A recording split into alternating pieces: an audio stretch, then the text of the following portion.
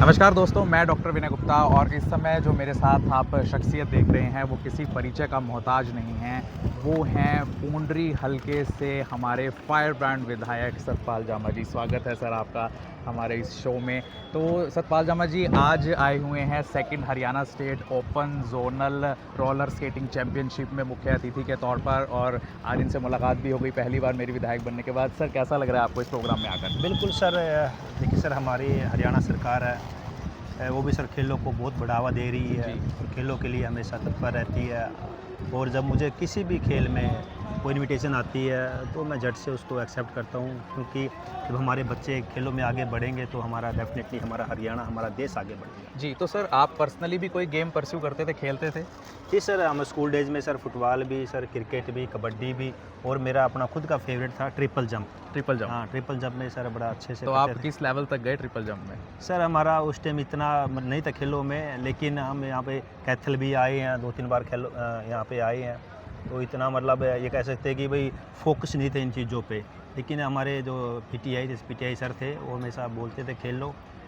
तो बस कैथल तक रहे हैं सर। इलेक्शन से पहले, before election, I have heard a lot about you कि आपने जांबा विलेज को बहुत ही एक आइडियल विलेज बनाने का काम किया और उसमें साफ़ सफाई का काम बहुत अच्छे से किया। 54 जो गांव है पूंडरी हलके के उसमें भी काफ़ी अच्छा आप सफाई अभियान कर रहे हैं। तो क्या विधायक बनने के बाद इतना समय वहाँ दे पा रहे हैं, कंटिन्यू कर रहे हैं वो काम? जी बिल्कुल है सर, आज भी हमारा सफाई अभियान कंटिन्यू चल रहा है। हमारी टीम आज भी हल्के में कंटिन्यू चल रही है।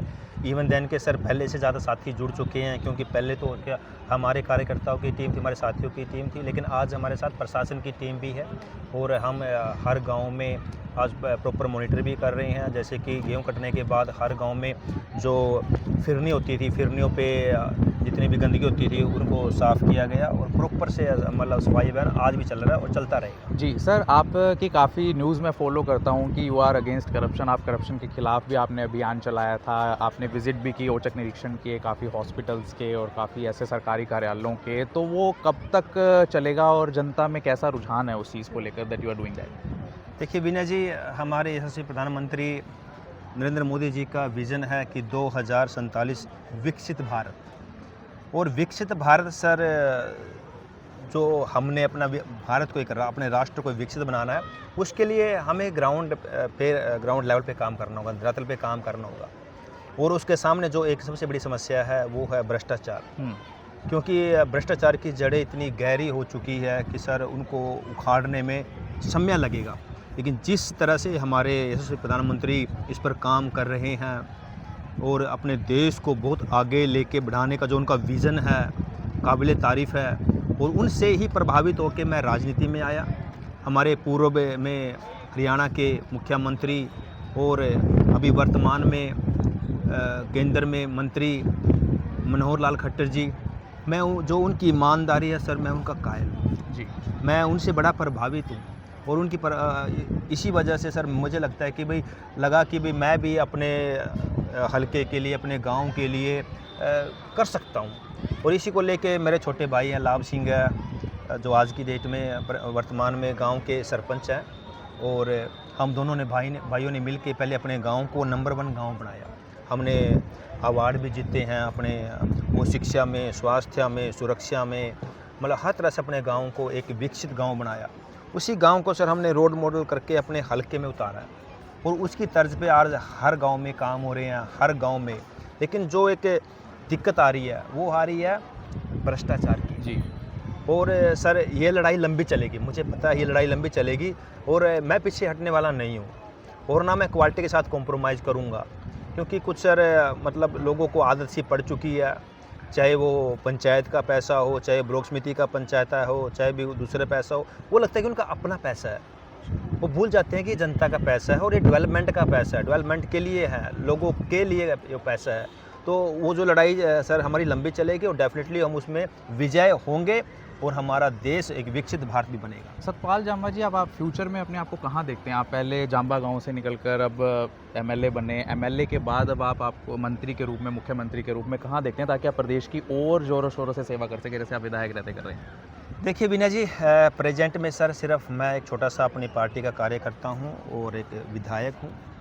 मैं अभी सर सीख रहा हूँ, क्योंकि सर मुझे राजनीति में कोई ज़्यादा टाइम नहीं हुआ। मुझे ये लगा लीजिए सर, आप मुझे अभी 2 साल हो जाएंगे, तो मुझे ज़्यादा नहीं हुआ। और मेरी सर है ना अभी राजनीति में सीखने की उम्र है, क्योंकि सर राजनीति में बहुत कुछ है सीखने को।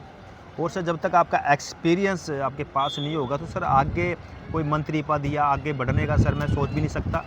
सर जब भी मुझे जरूरत पड़ेगी, आज तो हमारे लोकप्रिय मुख्यमंत्री मैं कहता हूँ सर, हमारी उम्र भी उनको लग जाए, इतना अच्छा कर रहे हैं, इतने अच्छे हमारे मुख्यमंत्री है सर, हम सोच भी नहीं सकते मुख्यमंत्री का।